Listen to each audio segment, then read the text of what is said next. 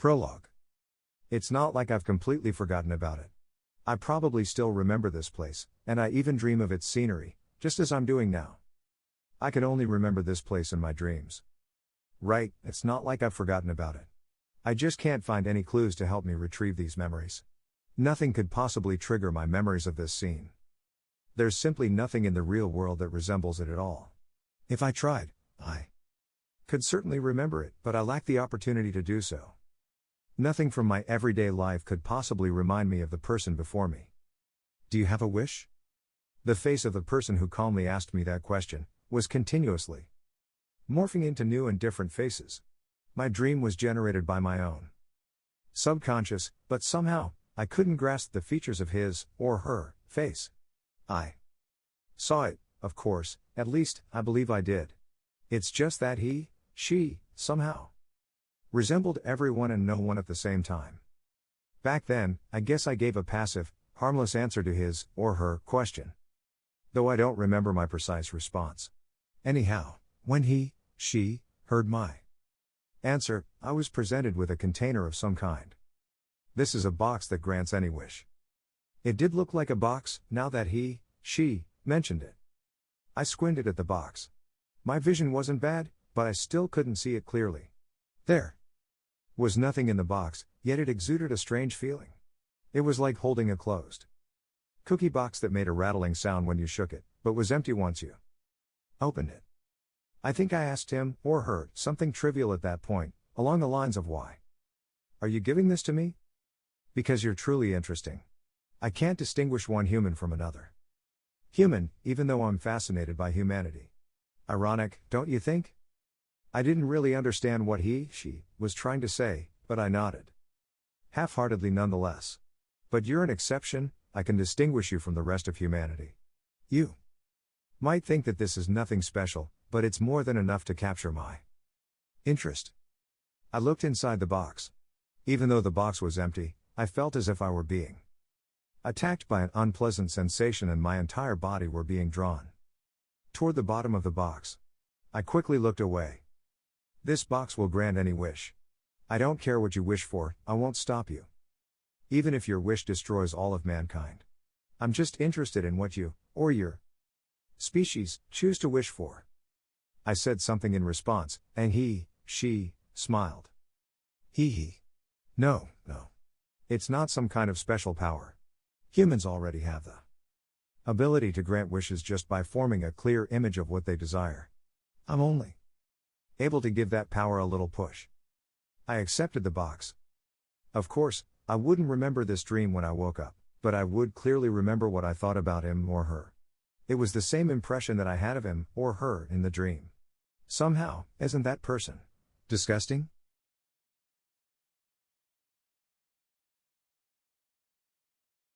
I am Aya Odanasi. I'm pleased to meet you, says the transfer student with a faint smile. 23rd time.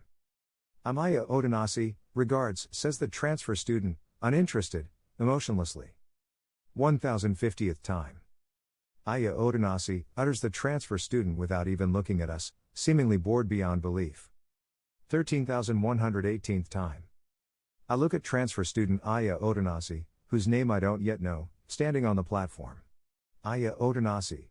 The transfer student murmurs her name to her classmates in a low voice, as if she doesn't care whether we can understand her. Nevertheless, her voice is clear. Yeah.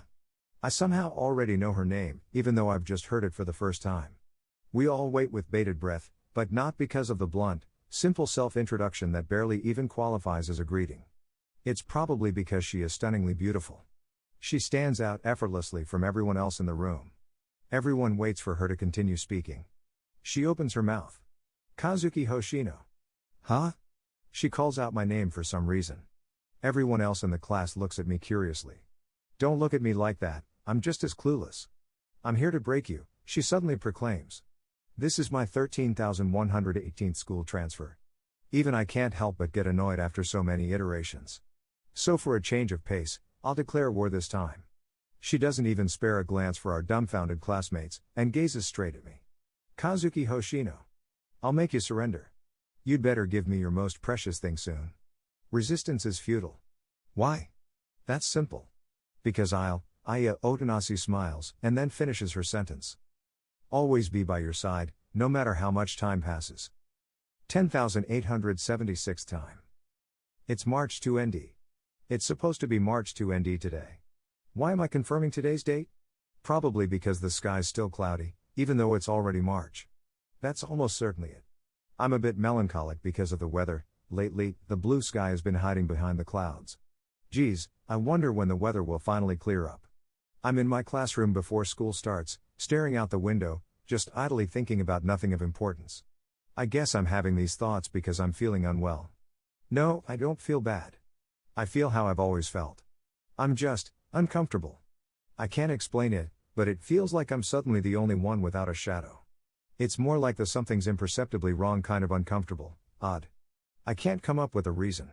Nothing unusual happened yesterday. I ate breakfast this morning, I listened to the new album of my favorite artist on the train, and I got an uneventful average luck rating according to the fortune-telling show that I happened to watch. I decide not to rack my brain any further thinking about it, and take an umaibo, one, from my bag. Today's umaibo is pork-flavored. I take a bite. No matter how many I eat, I never get tired of that taste. Again with the umaibo? You really can't get enough of those, can you? If you keep eating umaibo all the time, your blood will turn umaibo colored, you know? What color is that? Who knows? The girl kidding around with me is my classmate Kokone Carino. Her brown hair, somewhere between long and quite long, is bound in a ponytail high up on the back of her head. Kokone changes her hairstyle all the time, but she seems to like her current choice. At least, I think so. I feel like Kokone's recently been sticking with just this style.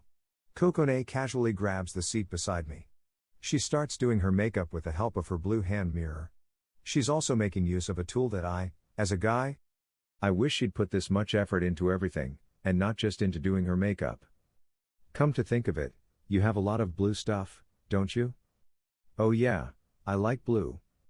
Ooh, right, Kazu-kun.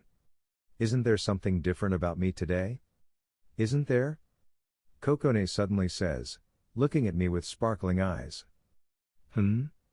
How should I know? There's no way I could respond if you ask me that all of a sudden. I'll give you a hint. My charm point has changed. Eh? I instinctively look at her breasts. Whoa, hey. Why my breasts? Well, because you're always boasting that you finally crossed into D-cup territory, so I was sure. Of course my eyes are my charm point. And anyway, breasts don't just suddenly get bigger. Or is that what you'd like? You closet perv. You titty maniac. Sorry. There's no way I could have known about a self-proclaimed charm point like that, but I'll just apologize for now. So? Kokone looks expectantly into my eyes. I have to admit her eyes are quite large. I feel a bit bashful as I realize this. I think your face looks the same as always? I say, not really looking at her face. Eh? What? My face looks cute as always, you said? No, I didn't. Say it. I am being compelled. To tell you the truth, I'm using mascara today. How is it? How is it? I don't see any difference. I can't distinguish between how she looked yesterday and how she looks today. No, there's really no way I could judge something like that, I tell her in with utter honesty, and fail her test. Something like that, you say? She hits me. Ow. TCH. What a boring rascal you are. She says in a forced voice, but, she might really be a bit angry. Kokone pretends to spit at me and walks off to show off her mascara-covered face to some of our other classmates. Ha! Now I'm tired.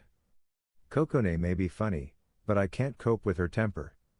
Done with your lover's quarrel? The first thing I see when I turn are 3 piercings in a right ear. There's only one person in my school with such piercings. Daya. That was nothing like a lover's quarrel. How the heck did you come to that conclusion? My friend Daya Umin just sneers at my objection. Yeah, he's arrogant as always.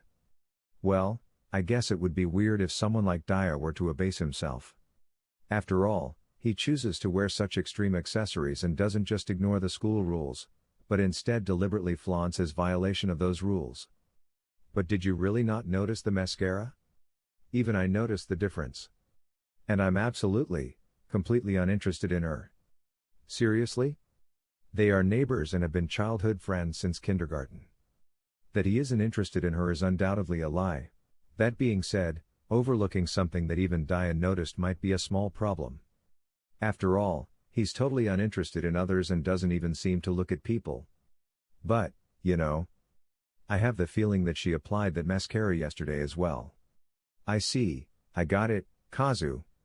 So you told the bitch I'm not interested in you. I agree with you. I'll adopt the same position. But I'll do it more bluntly. You malicious class president. I can hear you quite clearly. Daya ignores the sharp-eared girl and keeps talking.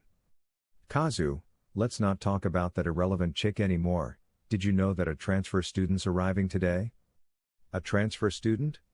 I'll confirm this again. It's March 2 ND today. Why would someone transfer in so late in the school year? A transfer student? Really?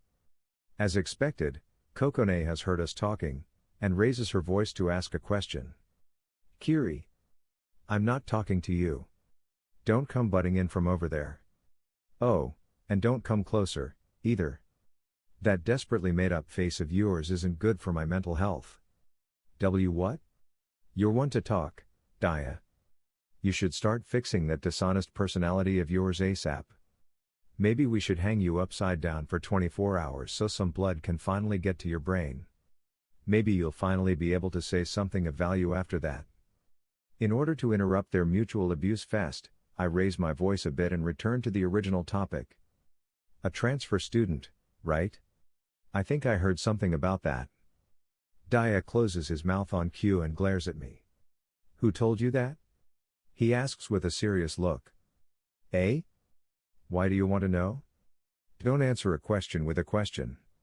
Who was it again? Weren't you the one who told me? Impossible. I only heard about it just now when I went to the staff room. There shouldn't have been an opportunity for you to find out. Really? This kind of rumor immediately spreads everywhere. But apparently even this babbler, Kiri, didn't know about it. Dai is probably right, considering Kiri's reaction just now. And not just her, no one in first year class 1 to 6 seems to have known. That's why I concluded that the information was kept secret until today, the day of the transfer. But if so, how did you find out? I wonder. Well, whatever. But isn't it weird, Kazu? Why would someone transfer in at this point in the school year? There are probably special circumstances involved. For example, could she be some company chairman's problem child who was expelled from a bunch of other schools? If that were the case, it'd make sense that the information was hidden. Daya, it's not good to be speculating about the transfer student like that, it's just prejudice on your part. I mean, she's already in a suspicious position even without your help. Also, everyone's listening on the sly. The rest of the students, who have indeed been surreptitiously listening to our conversation, smile awkwardly. Ah? Why should I care? Ooh. The moment I let out a sigh at Daiya's high-handed attitude, the bell rings. My classmates scurry back to their seats. Kokone, who sits next to the window, opens it and leans out. Apparently she wants to see the transfer student as soon as possible. Ooh. She raises her voice, she's probably spotted someone who looks like the transfer student. After letting out that ooh, Kokone then sits back in her seat with a frozen expression, even though she was so cheerful just moments ago before she looked out the window. I wonder what's wrong. Kokone smiles and murmurs, this is amazing. Everyone probably wants to know what's up, but our homeroom teacher enters the room at this point. The silhouette of a girl can be seen behind the cloudy glass of the classroom door. It has to be the transfer student. After looking around the classroom, the teacher realizes that everyone is wondering about the person behind the door, and quickly calls her in. The silhouette behind the cloudy glass moves. And then I see her. In an instant, the scenery changes at once, as if I had been pushed off a cliff. First, I hear a sound. The sound of the scenery being ripped away. Forcefully, violently, one image after another is thrust into my mind. Over and over, Similar bits of scenery appear. I feel as if my consciousness is about to be blown away, but it's then pulled back and firmly fixed in place, as if it were forcibly crammed into a little metallic box. Deja vu. Deja vu. I am Aya Otanasi. I heard you. I'm Aya Otanasi. I heard you. I'm Aya Otanasi. Enough, I heard you already. I reject the massive amount of information that's trying to pierce my consciousness. I mean, there's no way all this could fit. My brain would overload. I can't process it all. Ah. What incomprehensible things, am I? I realize that my thoughts are becoming completely jumbled, and forcibly shut down my brain, and then I return. Eh? What was I just thinking about? Having lost my train of thought, I face the front of the room and look at her again. I look at the transfer student, Aya Otanasi, whose name I don't know yet. Aya Otanasi. The transfer student murmurs her name in a low voice, as if she doesn't care whether we can understand her. Aya Otanasi steps off the platform. Her extremely simple self-introduction spawns a rush of chatter in the classroom. She doesn't care one bit about her bewildered classmates, and starts walking towards me. Looking directly at my face, she sits down naturally in the empty seat beside mine, almost as if this seat had been prepared for her from the start. Otanasi-san scowls at me suspiciously as I watch her silently, like a deer caught in headlights. I guess I should say something, I'm pleased to meet you. Her frown, however, does not change one bit. That's all? Eh? I asked if that was all. Was there something else to say? Even if you say so, I can't think of anything. After all, this is the first time we've met. But the atmosphere forces me to say something. Your uniform. Is that uniform from your previous school? Otanasi-san does not react to my frantic words in any way and just keeps staring at me. Eh? Well? Seeing my confusion, Otanasi-san lets out a sigh for some reason and smiles.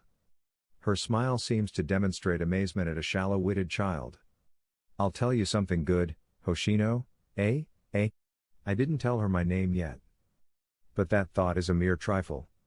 Otanasi-san says something to me that makes me sit completely still for a full 5 seconds. Kasumi Mogi is wearing light blue panties today. Kasumi Mogi's basic attire during P.E. is her regular uniform rather than a gym outfit. Today, she is once again watching the boys play soccer. She's wearing her uniform like normal while remaining as expressionless as an ornament. The white legs that peek out from Mogi-san's skirt are so thin, they seem as if they could snap at any moment. And I, for some reason, am sleeping with my head on her lap. Ah, yeah. I don't have a clue anymore about what's going on, either. While I'm certainly feeling a sensation of bliss, I can't really enjoy it since I'm desperately trying to stop my nosebleed with a tissue. Things wouldn't go well if I failed. By the way, I can remember how I ended up this way. Because Otanasi-san's actions had left me all confused, I let a soccer ball hit me right in the face during gym class and got a nosebleed. Mogi-san was worried about me and for some reason, let me rest my head on her lap. Mogi-san's legs aren't soft at all, to be honest, lying on them actually hurts my head a bit. I wonder why she cares for me that way. I look up at Mogi-san, but her expressionless face tells me nothing. But I am happy. Very, very happy. Otanasi-san's comment about panties. Of course it surprised me, and not just due to its abruptness and lack of context. What I mean is, Otanasi-san said I'll tell you something good. Basically, she declared that information about Kasumi Mogi was something good for me. I haven't even told Kokone or Daya about my crush on Kasumi Mogi. So there is no way Otanasi-san, who I met for the first time today, could know about it. Nevertheless, she still said what she said. Say, Mogi-san. What is it? Mogi-san answers quietly. Her voice is like that of a little bird's, which dovetails nicely with her small body and delicate appearance. Today, did Otanasi-san talk to you? The transfer student? No. You two aren't otherwise acquainted, right? Mogi-san nods. Did she do something suspicious to you? She thinks for a moment and then shakes her head. Her slightly wavy hair sways. Why are you asking about this? She asks and inclines her head.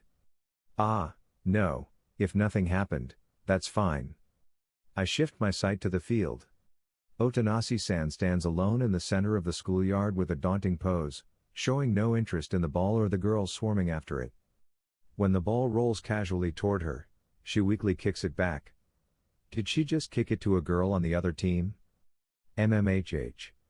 I might have been reading too much into what she said, thinking that Otanase-san noticed my feelings for Mogi-san. Otanase-san had quite an impact on me because of her appearance and attitude.